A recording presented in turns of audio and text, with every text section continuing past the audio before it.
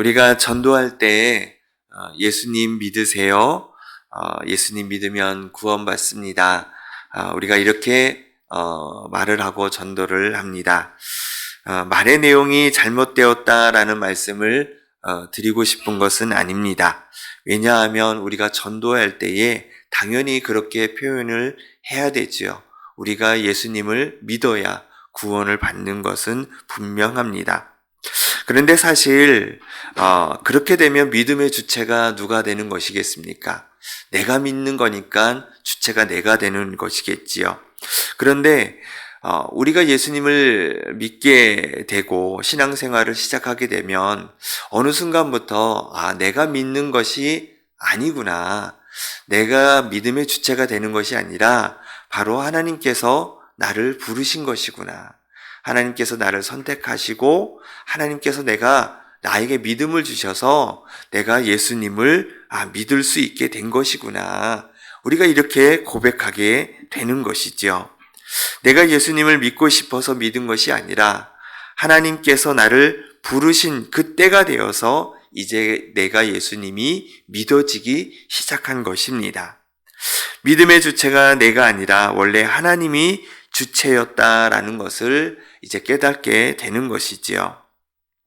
내 의지로 예수님을 믿은 것이 아니라 하나님의 절대적인 선택과 부르심이었다라는 것을 우리가 고백하지 않을 수 없는 것입니다. 그래서 우리는 구원이나 믿음이 전적으로 하나님의 은혜이다. 우리가 이렇게 알고 있고 고백하지요. 에베소서 2장 8절 말씀에 너희는 그 은혜에 의하여 믿음으로 말미암아 구원을 받았으니 이것은 너희에게 난 것이 아니요 하나님의 선물이다. 분명하게 우리에게 말씀해주고 있습니다. 성경은 하나님의 부르심으로 믿음을 갖게 되는 것은 전적의 하나님의 섭리와 또 은혜다 이렇게 말하고 있습니다.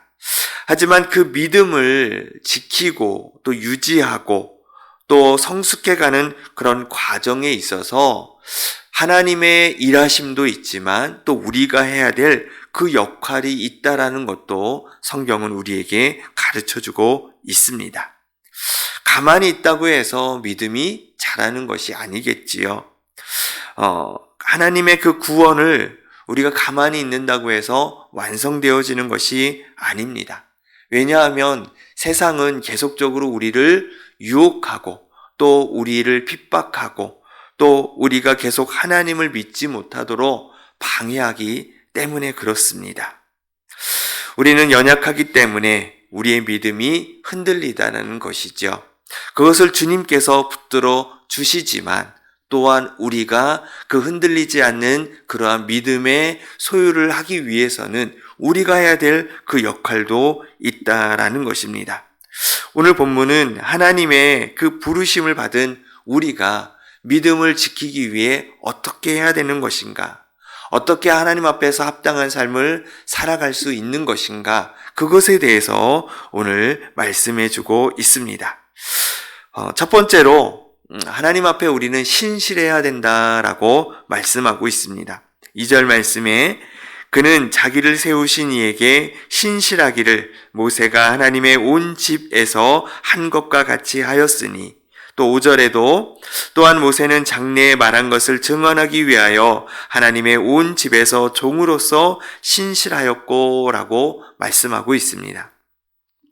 히브리서 기자는 믿음의 도리의 사도이시고 대제사장이신 예수님을 깊이 생각하라고 말하고 있습니다. 왜 그러냐? 무엇 때문에 그러냐? 그분의 신실함 때문이다 라고 말하고 있습니다. 그런데 그 신실함이 모세와 같다 이렇게 표현하고 있는 것이죠. 모세는 하나님의 온 집에서 신실하게 그 일들을 감당하고 있었습니다. 종으로서의 그 신실함을 말하고 있는 것입니다. 여기서 종이라는 것은 단지 시키면 하는 그런 종이라기보다는 집안의 모든 살림을 맡아서 관리하고 또 그것을 맡아서 감당했던 그런 집사와 같은 그런 위치로서의 종인 것입니다. 모세는 하나님께서 맡기신 이스라엘 백성을 애굽에서 탈출시키고 하나님 앞에 끝까지 신실한 종으로서 맡겨진 임무를 감당했습니다. 민수기의 말씀에 보면 하나님께서 모세에게 명령하신 것을 모세는 모두 다 이행했다. 이렇게 거의 매 장마다 기록하고 있는 것을 보게 됩니다. 하나님 앞에서 신실하게 그 맡겨진 일들을 감당했다라는 것이죠. 그래서 하나님은 모세를 이렇게 칭찬하시지요. 민수기 12장 3절 말씀에 이 사람 모세는 온유함이 지면의 모든 사람보다 더하더라 이렇게 말씀하고 있습니다.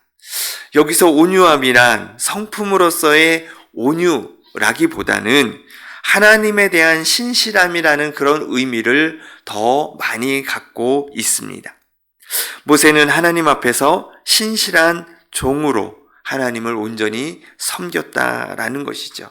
그것이 세상의 모든 지면에 모든 사람보다 더했다라는 그런 칭찬의 말씀을 하셨던 것입니다. 우리는 신실한 종의 역할을 했던 또 한 사람을 성경에서 찾아볼 수 있습니다. 하나님께 신실했던 것은 아니지만 그의 삶에 늘 신실했던 사람이 있었죠. 창세기에 나오는 요셉이라는 사람입니다. 요셉은 형들에 의해서 노예로 팔려가 애굽으로 가게 됩니다. 그곳에서 애굽의 보디발 장군의 집에서 집안의 모든 것을 담당하는 집사의 역할을 했던 종이 됩니다. 요셉은 보디발 장군에게 신실하고 충성된 종의 일을 감당했다라는 것이죠. 그러한 신실함, 그 신실함이 모세에게 드러났고 더 나아가서 예수 그리스도께서 하나님의 그 모든 집에 아들로서의 그 신실함을 감당했다라고 표현하고 있습니다. 모세가 이처럼 신실할 수 있었던 것은 하나님의 그 부르심에 확신을 가지고 있었던 것입니다. 미디안 광야에서 양을 치며 삶의 의욕도 없고 소망 없는 모세를 떨기나무 아래에서 만나 주셨습니다. 그리고 이스라엘을 구원할 지도자로 부르셨지요. 그 부르심이 사실 버거웠고 무서웠습니다. 하지만 모세는 주어진 사명을 경히 여기지 않고 신실하게 감당했습니다. 신실하다라는 것은 그 말 안에 인내와 성실함이라는 말이 포함되어져 있습니다. 신앙생활은 인내와 성실함이 필요합니다. 모세도 인내하며 성실히 주어진 사명을 감당했습니다. 예수님도 구원 사역을 위해 인내하시며 성실하게 하나님의 뜻을 이루셨습니다. 우리가 하나님 앞에 신실해야 되는 그 이유는 바로 하나님의 그 부르심에 분명한 확신을 가져야 되는 것입니다. 인내와 그 성실함으로 하나님의 그 부르심 앞에 우리가 순종함으로 또 맡겨진 그 일들, 그 사명들을 감당함으로 우리는 하나님의 뜻을 이루어 드릴 수 있습니다. 그러한 신실한, 그러한 믿음을 우리가 가질 때에 이 세상에서 흔들리지 않는 믿음의 삶을 살아가게 될 줄로 믿습니다. 두 번째로는요, 마음이 완고하지 않게 해야 됩니다. 8절 말씀에 광야에서 시험하던 날에 하던 것이 너희 마음을 완고하게 하지 말라 이렇게 말씀하고 있습니다. 본문은 이스라엘 백성이 광야 생활에서 하나님 앞에 마음이 완고했다라는 것을 설명하고 있습니다.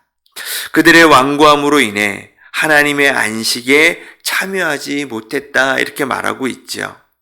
이스라엘 백성이 광야 생활에서 완고했던 그 이유가 무엇이었을까요? 그 완고했던 첫 번째 이유는 그들의 마음이 미혹되었다라는 것입니다. 10절 말씀에 보니까요. 그러므로 내가 이 세대에게 노하여 이르기를 그들이 항상 마음이 미혹되어 내 길을 알지 못하는도다 이렇게 말씀하고 있습니다. 이스라엘 백성들이 하나님의 말씀에 따라 가나안 땅에 가는 그 길에 가데스 바네아에서 하나님은 모세를 통해 가나안을 점탕하게 하셨지요. 12지파 중에 한 사람씩 뽑아서 12명의 점탕꾼을 보내게 됩니다. 정탐을 마치고 돌아온 정탐꾼들의 보고는 두 개로 나누어지게 됐지요. 10명의 정탐꾼의 보고는 그들은 장대하고 그들은 우리와 상대할 수 없고 우리는 메뚜기 같아서 우리는 절대로 그 땅을 들어갈 수 없다라고 보고합니다. 반면에 2명의 사람 갈렙과 여호수아는 하나님이 우리에게 주셨기 때문에 그들은 우리의 밥이다. 우리는 믿음을 가지고 나아가면 된다라고 보고했습니다. 이스라엘 백성은 10명의 보고를 받아들이고 밤새 울며 하나님과 모세를 원망했습니다. 그리고 애굽으로 돌아가자라고 말했습니다. 하나님은 믿음 없는 이스라엘 백성을 향해 진노하셨지요. 결국 어떻게 되었습니까?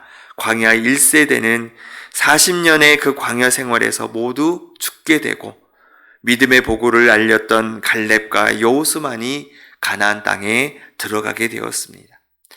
이스라엘 백성들의 마음이 미혹되었기 때문인 것이지요. 완고하게 된 두 번째 이유는 확실한 것을 끝까지 붙잡지 못했기 때문인 것입니다. 14절 말씀에 우리가 시작할 때에 확실한 것을 끝까지 견고히 잡고 있으면 그리스도와 함께 참여한 자가 되리라 말씀하고 있습니다. 하나님은 모세를 통해 하나님은 살아계시고 이스라엘 백성을 애굽으로부터 구원해 주시는 분이시다라는 것을 직접 보여주셨죠. 애굽에 내린 10가지 재앙, 이 재앙은 이 세상을 주관하시고 자연을 주관하시는 그 하나님을 증명하셨던 것입니다. 또한 홍해 바다를 가르시고 또 무기가 없고 싸움이라고는 해본 적이 없는 이스라엘 민족이 전투 민족이었던 아멜렉과의 그 전쟁에서 승리하게 하셨다라는 것이죠. 아, 정말 하나님은 살아계시는 분이시구나. 이스라엘 백성들 앞에서 분명한 그러한 모습을 보여주셨고 이스라엘 백성들은 분명한 확신을 갖고 믿었습니다. 하지만 힘들고 또 지치고 고통스러우면 그들은 그런 확신과 믿음을 저버렸던 것이죠. 끝까지 하나님을 붙잡지 못했던 것입니다. 이처럼 이스라엘 백성은 힘들고 어려운 상황이 오면 그리고 부정적인 말을 들으면 마음이 완고해졌습니다. 믿음의 소리가 들리지 않는 것입니다. 내 육신의 생각으로 가득 차게 되었다라는 것입니다. 이스라엘 백성은 하나님의 그 완고함으로 하나님의 말씀을 온전히 받아들이지 않고 결국 반항했던 것입니다. 우리 또한 완고한 마음을 우리는 우리 마음속에서 버려야 됩니다. 하나님의 말씀 앞에 우리의 고집과 우리의 못난 성품을 내려놓아야 됩니다. 그래서 예수님의 씨 뿌리는 비유는 우리에게 참 중요한 메시지를 던져주고 있습니다. 우리의 마음의 밭이 얼마나 중요한지를 말씀해주고 있는 것이죠. 마음이 옥토밭이 될 때 말씀의 씨가 우리 마음에 심기어 30배, 60배, 100배의 열매를 맺는 믿음의 사람이 될 수 있는 것입니다. 우리는 살같이 부드러운 마음으로 하나님의 말씀을 받아야 됩니다. 그럴 때 믿음이 자라는 역사가 우리 가운데에 일어날 줄로 믿습니다. 세 번째로는요, 믿음의 동역자들이 있어야 된다는 것이죠. 12절 말씀에 형제들아 너희는 삼가 혹 너희 중에 누가 믿지 아니하는 악한 마음을 품고 살아계신 하나님에게서 떨어질까 조심할 것이요 이렇게 말하고 있습니다. 신앙생활은 절대로 혼자 할 수가 없습니다. 우리는 연약하기 때문이지요. 혼자 신앙생활을 하다 보면 내가 가는 방향이 내 신앙의 방향이 바르게 가고 있는지 잘못되고 있는지 우리는 알 수가 없다라는 것입니다. 그리고 더 폭넓은 신앙의 경험을 못하기 때문에 우리는 신앙의 성장을 이룰 수가 없습니다. 바울이 다메섹에서 예수님을 만나고 눈이 먼 상태에서 자신의 신앙에 대한 깊은 회의감에 빠지게 됩니다. 이때 하나님은 다메섹에 있는 아나니아를 불러 바울을 만나게 하시고 또 예수님을 믿는 신앙의 형제들을 만나게 하십니다. 그리고 후에 광야에서 하나님과의 깊은 교제 속에 사명을 붙들게 되고 복음에 대한 깊은 묵상을 한 후에 예루살렘에서 또 베드로와 요한을 만나게 되고 자신이 받은 복음에 대해서 다시 재확인하는 시간들을 이 사도들을 만나면서 갖게 되고요. 그리고 나서 분명한 복음의 사도로 온전히 세워지게 되는 것을 볼 수가 있습니다. 만약에 바울이 혼자서 복음을 이해하고 있었다면 바울은 또 다시 다른 방향으로 가게 될지도 몰랐을 것입니다. 하지만 믿음의 형제들을 통해서 복음의 바른 길을 가게 되었다라는 것이죠. 또한 이방인 백부장 고넬료도 마찬가지였습니다. 그는 하나님을 경외하는 사람이었습니다. 구제 활동도 많이 하고요. 늘 시간에 맞추어서 경건하게 기도의 삶을 살았습니다. 유대 종교를 따르고 있었던 것이지요. 어느 날 하나님께서 그의 기도 가운데에 베드로를 초대하게 하십니다. 베드로를 만나서 그리스도의 복음을 알게 되고 성령의 임재를 경험하게 되지요. 그와 그 가정에 구원의 은총이 임하게 되는 것을 보게 됩니다. 만약에 고넬료가 혼자 유대교를 믿고 있었다라면 그는 참된 복음을 알지 못했고 구원의 은혜를 받아들이지 못했을 것입니다. 하지만 하나님은 베드로를 통해서 진정한 그리스도인이 되게 하신 것이지요. 이처럼 우리에게는 믿음의 동역자가 필요합니다. 믿음의 동역자는 믿음의 공동체 안에서 만날 수 있는 것입니다. 교회 공동체 안에서 함께 신앙생활을 할 때 우리의 믿음이 흔들리지 않는 신앙의 경주를 할 수 있게 되는 것이지요. 우리가 공부할 때도 혼자 공부하면 그 방향도 모르고 내 실력이 얼마나 되는지 알 수 없습니다. 함께 공부할 수 있는 그런 스터디 그룹을 통해서 동기부여도 받고 또 나의 실력에 대해서 지도를 받을 수 있기도 하고 또 다른 사람에게 지도도 해줄 수 있는 것입니다. 서로 격려하며 열심을 낼 수 있는 것이지요. 마찬가지로 신앙생활도 함께 권면하고 격려하며 자신이 만난 하나님을 함께 나누고 그것으로 교제할 때에 우리의 믿음이 흔들리지 않고 믿음이 점점 자라게 됩니다. 함께 서로 권면하며 서로의 신앙을 지켜주는 우리의 모습이 되어야 할 줄로 믿습니다. 하나님은 이스라엘 백성을 부르시고 하나님의 백성으로 세우셨습니다. 그리고 그들에게 요구하신 것은 거룩하라는 것이었어요. 레위기 19장 2절 말씀에 너희는 이스라엘 자손의 온 회중에게 말하여 이르라. 너희는 거룩하라. 이는 나 여호와 너희 하나님이 거룩함이라. 이렇게 말씀하고 계십니다. 하나님은 이스라엘 백성이 광야를 통과하면서 하나님의 거룩한 백성이 되기를 원하셨습니다. 오늘 본문 1절에서도 히브리서 기자는 서신을 받는 이 성도들에게 거룩한 형제들 이렇게 부르고 있습니다. 다시 말해 하나님의 부르심을 받은 우리는 거룩한 삶을 살아가야 하는 존재입니다. 그러기 위해서 우리는 하나님 앞에 신실함을 놓치지 말아야 됩니다. 그리고 우리의 마음을 살같이 부드럽게 하여 하나님의 말씀을 또 믿음의 조언들을 우리가 잘 받아야 됩니다.